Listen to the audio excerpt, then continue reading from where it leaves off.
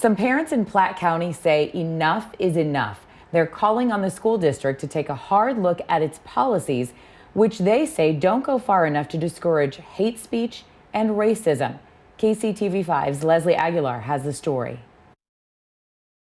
This all started Friday when a middle school student from Berry School sent an email out to all faculty and students in the district. In it was a link to a Google document that anyone could edit.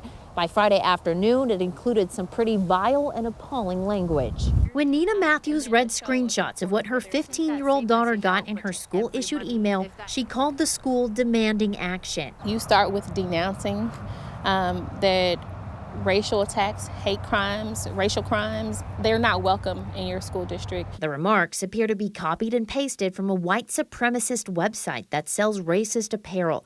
The content of the message is so disgraceful, KCTV5 chose not to share any of it.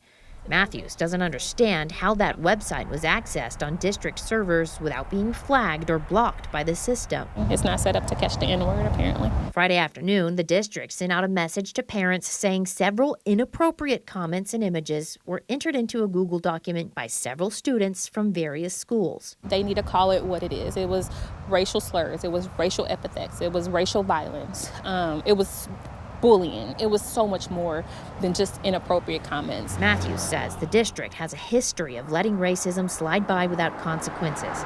Several parents and students shared their claims on her Facebook post about Friday's incident. Matthews showed us a screenshot of a district message she says was sent to parents last year. Nooses were found in a locker room at Platte County High School, and the district determined they didn't target a specific group. They're not honoring diversity, and they need to do a better job at that. Superintendent Michael Rake sent KCTV5 a statement that says, in part, we have been investigating this complicated matter.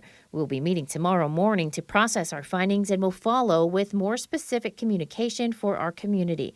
He also sent a longer email to Matthews. We have continued to investigate and have found more information, including the identity of the student who shared the racist and hateful text. Matthews wants him to say that to the entire district and make it clear racist behavior will not be tolerated. When you continue to not call it what it is, you don't acknowledge that the problem exists. And now we have a pattern of this type of problem not being acknowledged by the school district. The superintendent says any student who violates board policy will be disciplined accordingly. Count on us to follow up. Reporting in Kansas City, Missouri, Leslie Aguilar, KCTV5 News.